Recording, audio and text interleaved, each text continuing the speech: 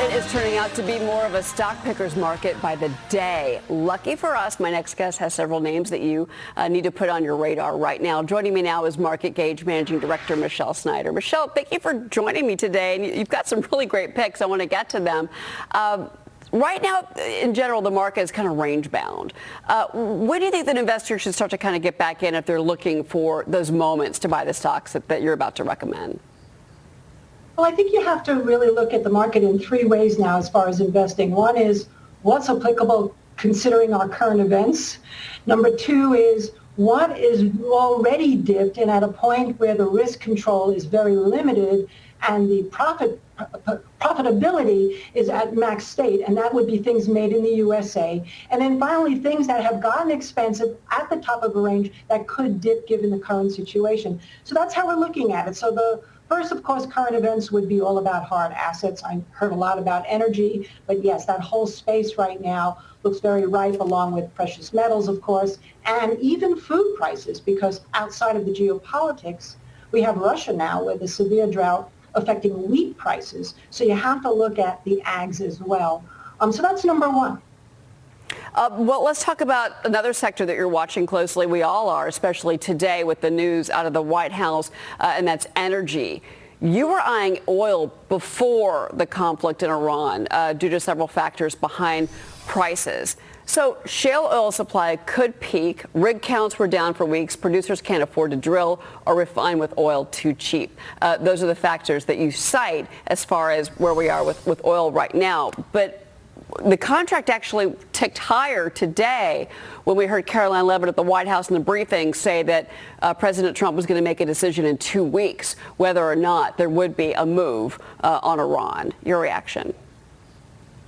Well, first of all, within 2 weeks, of course, is uncertainty. And we know two things. One is equities generally don't like uncertainty, while often commodities do. That's what they thrive on.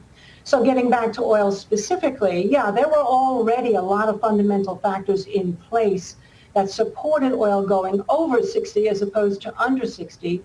And one of it really was obvious after the OPEC Plus meeting didn't have the effect that a lot of people had thought it would, which was for the oil to go down. And of course, we have seasonals right now, high demand, the AI data centers, which I've heard people on your show talking about today, which is good to let people know about. And also, just in terms of the potential disruption in the Middle East, I guess the really big X factor everybody's watching for now is, number one, obviously, if the U.S. gets involved, but two, what happens with the Strait of Hormuz and supply chain. That can really put light a fire, if you will, under oil prices at these levels. Now, even at 75, this could go to 95 to 100. Well, hey, if oil prices go higher, then, electric vehicles are going to get more attractive. And you do like Tesla and you like Rivian. And in particular, Tesla's had a lot of trouble and has been under pressure. Now should we be picking it up? Or? Well, I really like the fact that once we got through that big down move with the Trump-Musk situation, that seems to be behind us now, the stock really held a very key level at 280. And even the last couple of days, it went down to 300 and held. So that's kind of like my bottom line. But I think long term, that still looks like a very hot stock. Now, of course, we're talking about something at $320 an hour a share. If you look at Rivian, which is more like $13, $14 a share, that too has been basing for quite some time, has a lot of positive fundamentals, a lot of money that came from Volkswagen, and that looks to me like it would be more of a $20 to $25 stock, probably by the end of 2025, maybe into 2026 as they release cheaper EVs. Well, Michelle, we've got to run, but really quick, I just want to let our viewers know that you like Planet Fitness and a lot of the beauty names like Ulta. You say the new thin generation, I'm assuming that's GLP-1, is going to be buying beauty and supplements. Michelle, thank you so much for being here. Really appreciate it. Speaking of beauty,